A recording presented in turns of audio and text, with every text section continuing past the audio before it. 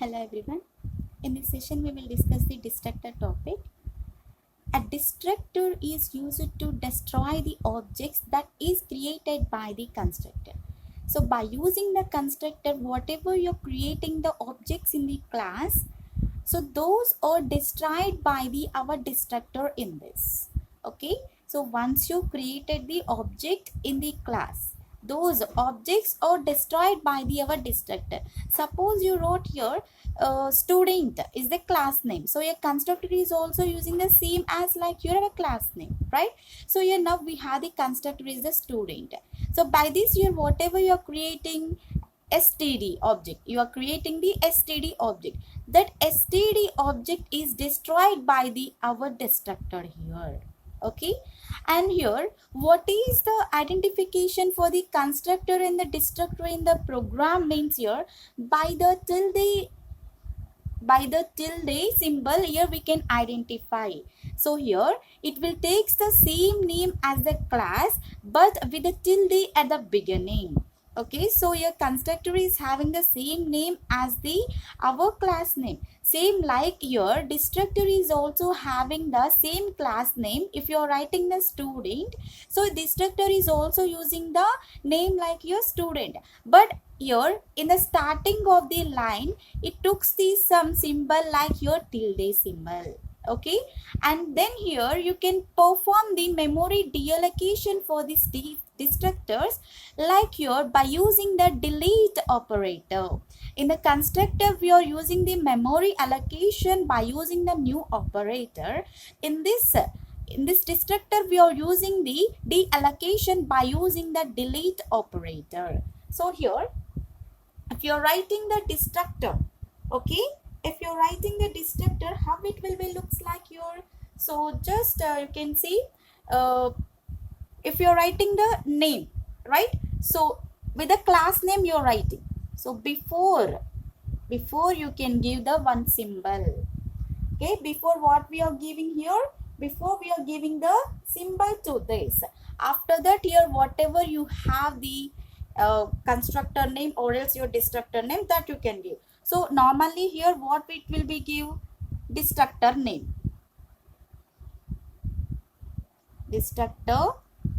syntax. In the syntax you can write like this. Okay, so this destructor name will be having like here our class name only. You can see it will be having the our class name same as here our class name.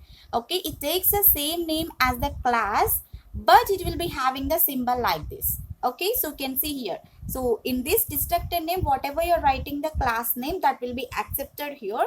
In the starting point you need to be give the some symbol like this or else you can write the class name also here. Okay, and then you can see here we have the some properties to define the our destructor. So first you can see destructor function is automatically invoked when the objects are destroyed here. So whatever you have the objects, so those here whenever you're performing the object in that time here our destructor function is automatically invoked. So then here after that here our objects will be destroyed. You can see the point here destructor. So once you're creating the objects only the destructor will be works, otherwise here it will be in the constant manner only. Okay, the destructor function is automatically invoked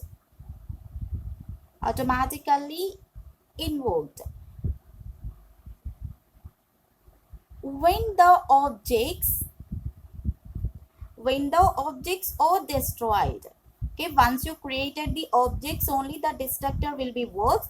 So once it is work means here whatever you created the object those will be destroyed in this. And then here what it will be do, okay, it is doing it is performing like your deleting our objects. Okay, how it will be means so this destructor can be works the automatically invoked where or when here. So the function, if the function can be ends, okay, or else the whatever you're writing the program, okay, the program can be ends. So function means here with the opening and the close. with the opening and the close, like here with the main function and the closing of main function, or else at the program only ends. If suppose here we started our program in the starting point, our program is ended with the our symbol. Okay, in that time also here this can be automatically invoked. And also a block having the local variables ends. Suppose here if you are giving the local variables, where we are giving the local variables inside of the main function. Okay, suppose you define the variables like your a and b, so after that also means those are completed. After the writing of the variables also here the destructor can be invoked. And also once you use the delete operator in our programmatic also, if you use the directly delete operator, okay, if you use the directly delete operator is also performing the automatically invocation. Okay, so just you can see the destructor function is automatically invoked when the objects are destroyed.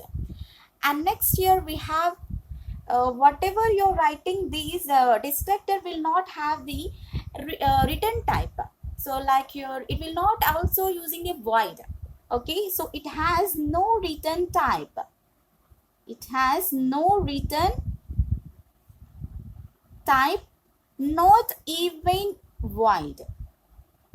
So normally in the programmatic here we are writing the void, void main or else int main, like that, right? So this destructor is not using the void also, means it will not have the any return type.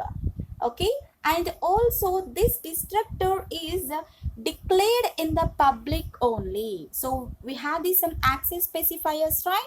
So private, public and the protected, right? So this destructor can be initialized or else here declared in the form of our public section. Okay, a destructor should be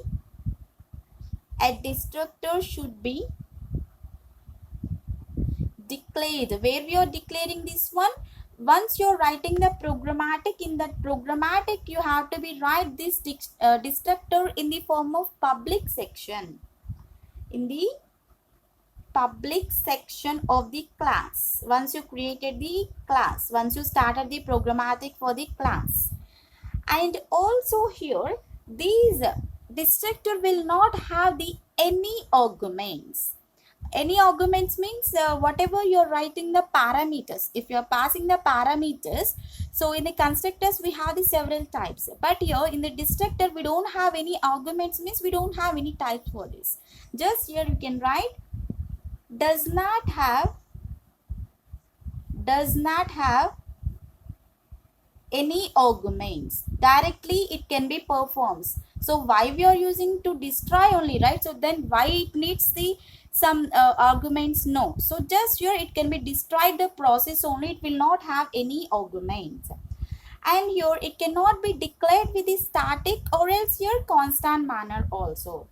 And suppose here if the programmer cannot accessing the address of a destructor type, and whatever you have these objects of the class with the destructor, those cannot become a member of the union here. So we have the static and union, right? So like that. So here those will not member of the union. Okay, these are the our properties of the our destructor. Okay, so here you can see the one simple programmatic for this, then you will be understand how the destructor will be displayed in the programmatic. Let's see. So here you can see, here we have the programmatic for this. Okay, so these are all similar to the all the programs. Just here I took the test is the class name. Here just I took the test. This is the our class name. Okay, so here constructor and the destructor will be the same name of the class name, right? You can see here. So here we wrote the public. Okay. So after that here we took the two variables. So we can call these variables or the our local variables. Can we call these or the local variables? No. Why? Because here after the main function only we can call those or the local variables. Okay. So next you can see just here these are the our variables, and next here we have the test. So actually here we didn't give any symbol. So but here we have the same name of the class name here. What we can call this is the constructor. We define the first one is the constructor. This is the constructor. Okay, so here constructor will be having the some function type. Okay, so destructor will be also having. So why means here in this normally we are passing the parameters, or else it will be took the some default parameters also. Okay, so once check the constructor topic already given in the description part. Okay, so then here you can see here I'm giving the y and z values. Y value is the 7 and the z value is the 13. So this part is for the our constructor. Okay, test. Once you started the test, okay, that is the constructor, right? So this part up to here the constructor will be defined. After that here I am defining the our destructor. Now we can see clearly. So here also we have the test. So this is also similar to the our class name. Okay, and comparing to the constructor, it is also having the same, right? So how we can identify this is a destructor by using the tilde symbol, or else here we can call the child symbol also. Okay, so by using the symbol we are identifying this is the destructor. If you are removing this one, just you can call this is the constructor only. Okay, so if you are using the symbol you can call this is the destructor. Okay, so after that you can see here just we are taking the main method. So this is the our variable now.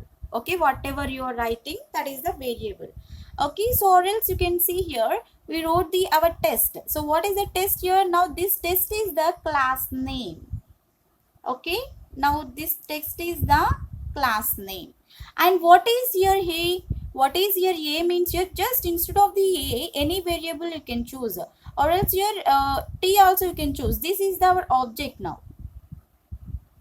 This is the our object. Okay, so you can see here we took the output for this a dot y with the dot operator, with the object with the dot operator we are taking the our variables to get the output. So just here you will get the our output will be like your 20. Why? Because here we are adding the our values y plus z we are taking with the object creation, right? So just here you will get the our output will be 20, like here the sum is 20. Okay, so like this here we can work the destructor. Just here destructor is nothing but here it destroys the our objects. Okay, so in the constructor here we can use the new operator. Means if we need to be create the objects, you can use the new operator. If we need to be destroy the our objects, means here you can use the our delete operator by the destructor. So this is the memory allocation and this is the memory deallocation. You can also write your constructor we can call like here memory allocation in the class. Memory allocation in the class to create the our new objects. And destructor is we can call like your memory deallocation. Means here whatever you created the objects, those are deleted by the our destructor. Like this here you can follow the our destructor topic. Thank you for the watching. If you like the video, subscribe to my channel.